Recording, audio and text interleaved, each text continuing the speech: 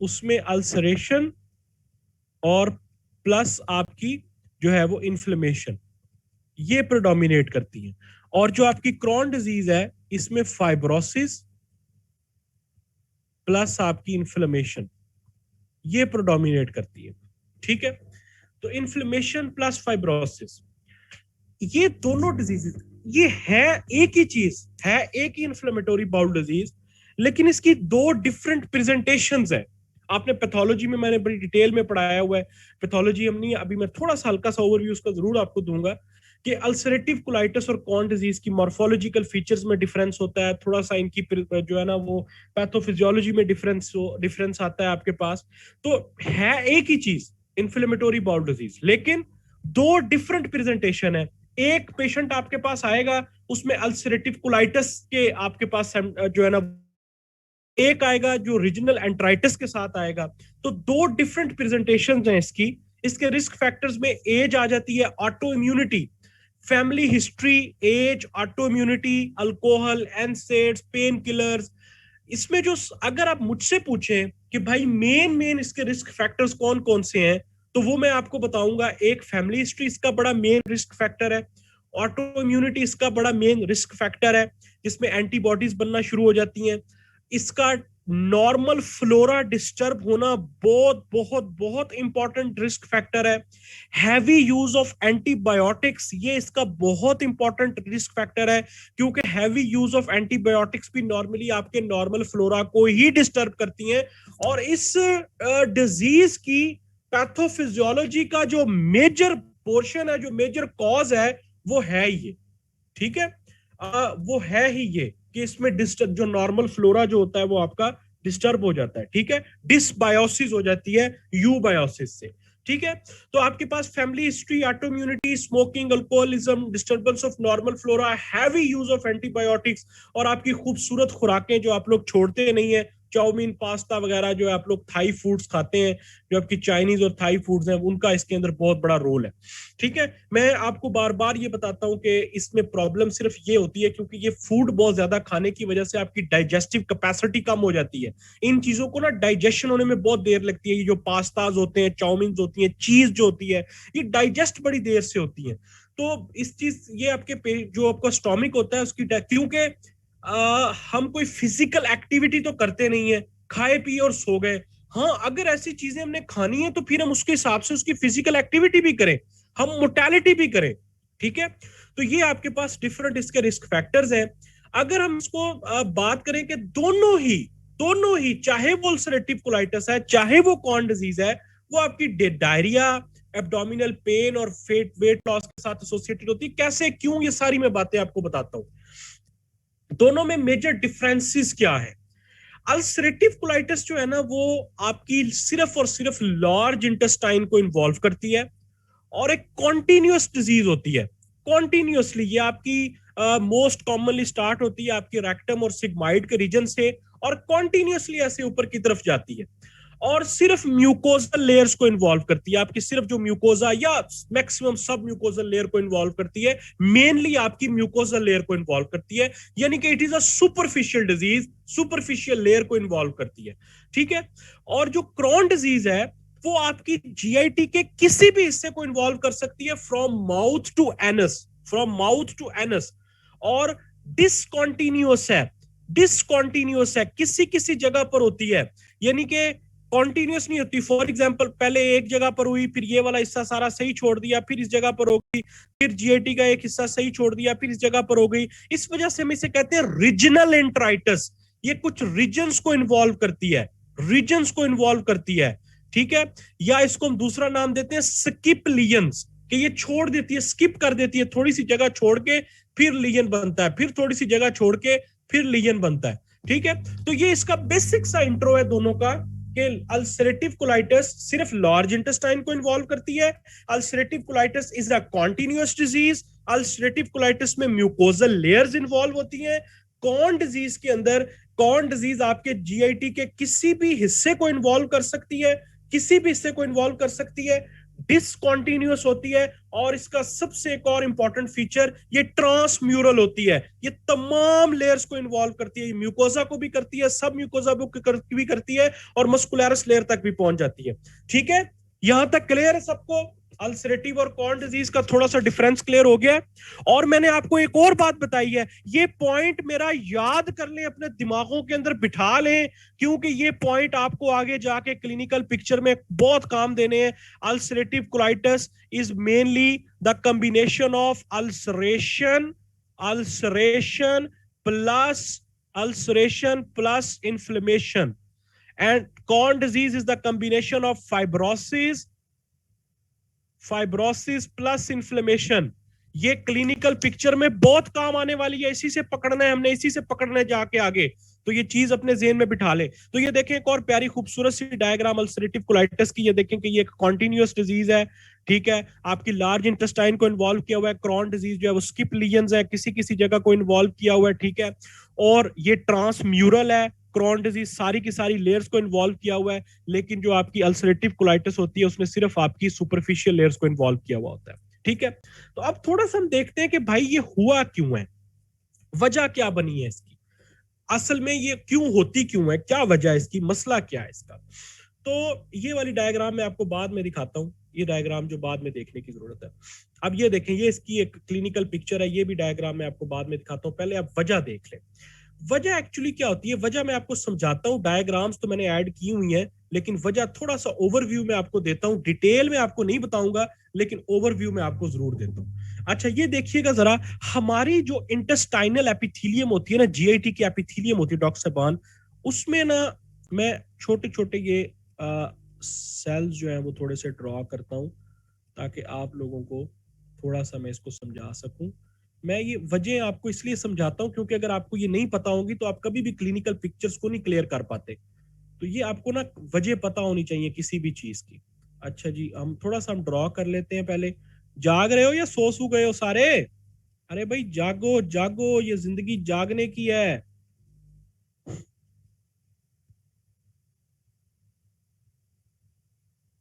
हाँ जी हाँ जी, जागो जागो।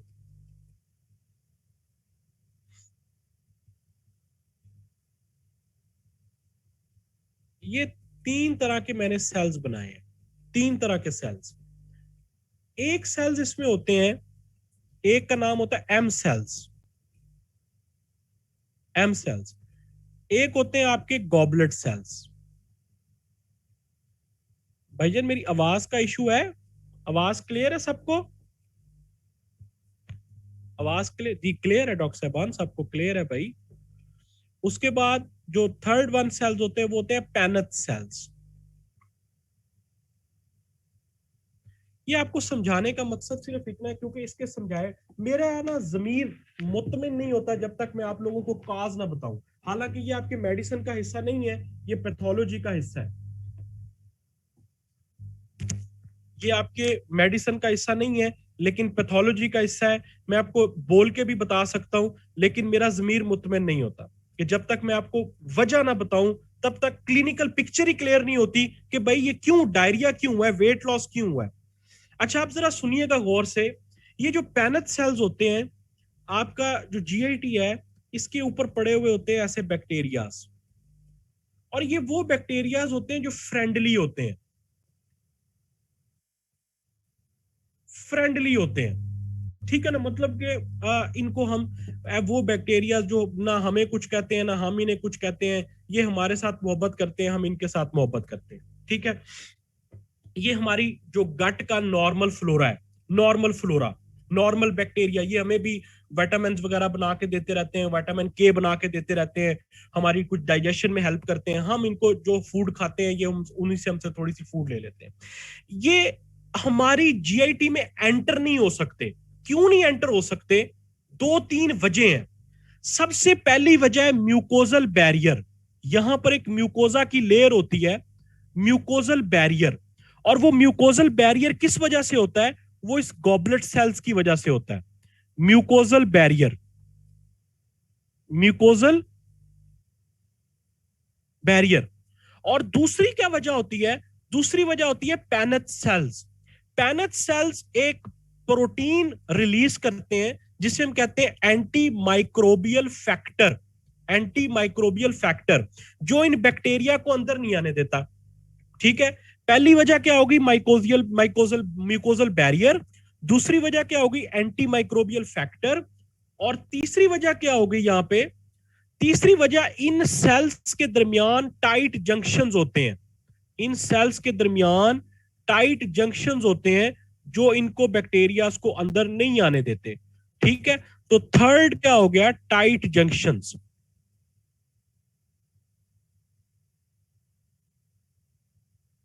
Tight junctions. Am I clear with this point? और चौथी वजह क्या होगी? देखो अल्लाह मियां ने कितनी खूबसूरत आपकी जिस्म बनाया कि एक वजह नहीं रखी, कितने कितने प्रोटेक्टिव मैकेनिज्म रखे हैं। और फोर्थ वन इज कि अगर कोई भूला भटका बैक्टीरिया अंदर आ भी जाए तो ये जो एम सेल्स होते हैं ये स्पेशलाइज्ड लिम्फाइड सेल्स होते हैं। ये क्या होते हैं? स्पेशलाइज्ड लिम्फाइड सेल्स होते हैं, लिम्फ सेल्स होते हैं, लिम्फ सेल्स होते हैं, यानी कि लिम्फेटिक्स, जो आपका लिम्फोसाइट्स होते हैं, जो आपका इम्यून सिस्टम है उसका हिस्सा है। लिम्फ स्पेशलाइज्ड लिम्फाइड सेल्स होते हैं ये क्या करते हैं? ये सेंस करते हैं कि कौन सा एंटीजन हमारी बॉडी के लिए फायदेमंद है और कौन सा एंटीजन हमारी बॉडी के लिए नुकसानदेह है। मतलब कि अगर ये बैक्टीरिया भूला भटका कहीं से एंटर हो भी जाए तो ये एम सेल्स हमारे इम्यून सिस्टम को कहते हैं नहीं नहीं यार, ये हमारा दोस्त है, इसको कुछ ना कहो, इसको कुछ ना कहो, इसके खिलाफ कोई इकदाम ना करना, ये हमारा दोस्त है। ठीक है, ये तो इस वजह से इनको एम सेल्स कुछ नहीं होने देते। Am I clear? Fourth one बात पता चल गई? चार मेन फैक्टर्स हैं जो इन बैक्टीरियाज को आने से रोकते हैं, इन बैक्टीरियाज को इन्वेड नहीं होने देते, ना हम इन बैक्टीरियाज को छेड़ते हैं ना ये हमें छेड़ते हैं। वो चार फैक्टर कौन कौन से हैं? पहला म्यूकोजल बैरियर जो गॉबलेट सेल की वजह से है, दूसरा पैनथ सेल्स जो एंटी माइक्रोबियल फैक्टर रिलीज करते हैं, तीसरे आपके पास टाइट जंक्शंस बिटवीन सेल्स, और fourth one is M cells. Am I clear to all of you? Am I clear? Anti microbial factor एक प्रोटीन है जो कि बैक्टीरिया को सेल्स के साथ अटैच नहीं होने देती।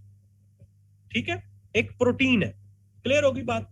ये पैथोलॉजी से रिलेटेड है, सिर्फ आपको समझाने के लिए। अब जो हम रिस्क फैक्टर पीछे पढ़ के आए हैं ना, जितने हमने रिस्क फैक्टर पीछे पढ़े हैं, एनवायरमेंटल फैक्टर्स हैं, टॉक्सिन्स हैं, फैमिली हिस्ट्री है, ऑटो इम्यूनिटी है, वो असल में करती क्या है? वो इन चार प्रोटेक्टिव मैकेनिज्म्स को वीक कर देते हैं। यानी कि एक बच्चा है, वो एक बंदा है, वो कॉन्टिन्यूअसली जो है ना, वो नहीं बाज आता वो एंटीबायोटिक्स लेने से या जंक फूड खाने से। तो चाहे वो एनवायरमेंटल फैक्टर्स हैं, चाहे वो जेनेटिकल फैक्टर्स हैं, वो आपके इन चार जो मैकेनिज्म्स हैं इनको डिस्टर्ब करते हैं। जब ये चार मैकेनिज्म डिस्टर्ब होते हैं तो ये जो फ्रेंडली बैक्टीरिया थे जो हमें कुछ नहीं कहते थे, ये क्या करना शुरू कर देते हैं? ये हमारी बॉडी में इन्वेड होना शुरू हो जाते हैं, हमारी बॉडी में आना शुरू हो जाते हैं, और एक इम्यून रिएक्शन स्टार्ट हो जाता है। एक इम्यून रिएक्शन स्टार्ट हो जाता है। जैसे फॉर एग्जांपल एक पेशेंट है, वो हैवी यूज ऑफ एंटीबायोटिक्स करता है, बहुत ज्यादा एंटीबायोटिक्स खाता है, तो वो एंटीबायोटिक्स इस फ्रेंडली बैक्टीरिया को भी किल करेंगे। जब वो इस फ्रेंडली बैक्टीरिया को किल करेंगे, एक दफा, दो दफा, तीन दफा, चार दफा, बैक्टीरिया कहेगा ये तो मेरा दुश्मन बन गया है, वो बैक्टीरिया अटैक करना शुरू कर देगा आपके सेल्स पे। या अगर for example auto immunity create हो गई है तो ऑटो इम्यूनिटी के थ्रू ये सेल्स, ये जो मैकेनिज्म्स हैं, ये डिस्ट्रॉय होना शुरू हो जाएंगे। तो इनकी मैं बहुत डिटेल्स में नहीं जा रहा, इनकी काफी डिटेल है आगे कि पहले क्या एक्टिव होता है, फिर क्या एक्टिव होता है, फिर क्या एक्टिव होता है। ये मैंने आपको एक सिंपल सा ओवरव्यू दिया है। तो पैथोलॉजी में मैंने बड़ी डिटेल में पढ़ाया हुआ है, बड़ा सिंपल सा ओवरव्यू दिया कि ये फोर मैकेनिज्म्स जब आपके डैमेज होते हैं तो फिर आपकी जो इंटेस्टाइनल, जो आपका म्यूकोजा है, जो आपका सब म्यूकोजा है, वहां पर इन्फ्लेमेशन, इन्फ्लेमेटोरी रिएक्शन स्टार्ट हो जाता है, और फिर इसका जो है ना वो आगे साइंस एंड सिम्टम्स आना शुरू हो जाते हैं। क्लियर है ये पॉइंट? ये पॉइंट क्लियर है? इसकी डायग्राम्स मैंने ऐड की हुई, अगर आप लोग देखेंगे जैसे ये डायग्राम है कि वो कहता है कि ये देखो एनवायरमेंटल फैक्टर और जेनेटिकल फैक्टर्स क्या करते हैं, वो ये जो माइक्रोबियोटा है, ये जो आपका नॉर्मल फ्लोरा है, इसको डिस्टर्ब करते हैं। जब वो इसको डिस्टर्ब करते हैं तो इसके नीचे पड़ा हुआ ये जो इम्यून सिस्टम है ये रिस्पॉन्ड करता है, एक इन्फ्लेमेटोरी रिएक्शन स्टार्ट हो जाता है। ये देखें, ये एक और डायग्राम मैंने इसी तरह रखी हुई है कि देखें ये आपकी जो म्यूकोजल इंजरी होती है, ये आप लोग बाद में देख सकते हैं डायग्राम, अगर किसी ने और कॉन्सेप्ट लेना हो तो। ये एम सेल्स हैं, ये वाले एम सेल्स हैं, ये स्पेशलाइज्ड एपिथेलियल सेल्स होते हैं, लिम्फोइड सेल्स होते हैं जो कि एंटीजेंस को सेंस करते हैं। क्लियर है डॉक्टर साहबान? यहां तक क्लियर है? यहां तक क्लियर है? अच्छा, अब हम इसकी थोड़ी सी क्लिनिकल पिक्चर देखते हैं कि क्लिनिकल पिक्चर में क्या हुआ। अच्छा, मुझे एक बात बताएं, यहां सबसे पहला एक पॉइंट, हम अब हम अपने मेडिसिन की तरफ वापस आते हैं और हम इसकी क्लिनिकल पिक्चर को देखते हैं कि क्या क्या होगा। कॉपी पेंसिल उठा लें, अपने दिमाग की बत्तियां ऑन कर लें। आईबीडी की ऐसी की तैसी अब हो जाएगी कि आपको पेशेंट का फौरन पता चल जाएगा कि ये क्रॉन डिजीज है, ये अल्सरेटिव कोलाइटिस है, क्या है। सबसे पहली बात मुझे ये बताइए कि जब इन्फ्लेमेटोरी सब्सटेंसेस रिलीज होंगे, इन्फ्लेमेटोरी सब्सटेंसेस रिलीज होंगे, इन्फ्लेमेटोरी सब्सटेंसेस कौन से हैं? इंटरल्यूकेंस। क्या वो ब्लड के थ्रू बॉडी के दूसरे हिस्से में नहीं जाएंगे? जाएंगे। तो ये अदर पार्ट्स ऑफ बॉडी भी इफेक्ट करेंगे, अदर पार्ट ऑफ बॉडी भी इफेक्ट करेंगे।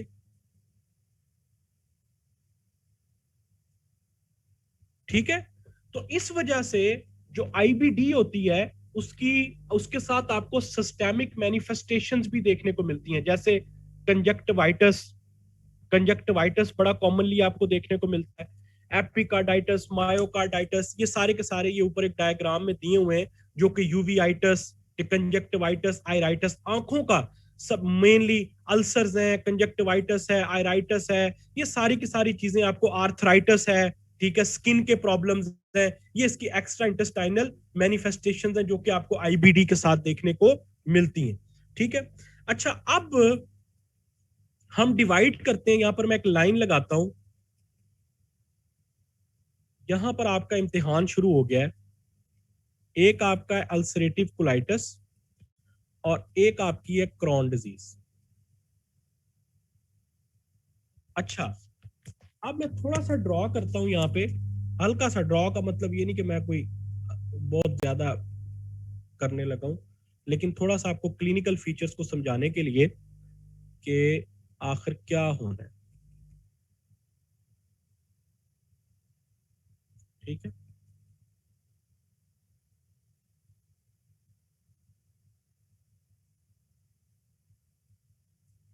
अभी मैं ड्रॉ कर रहा हूं, परेशान नहीं होना आपने।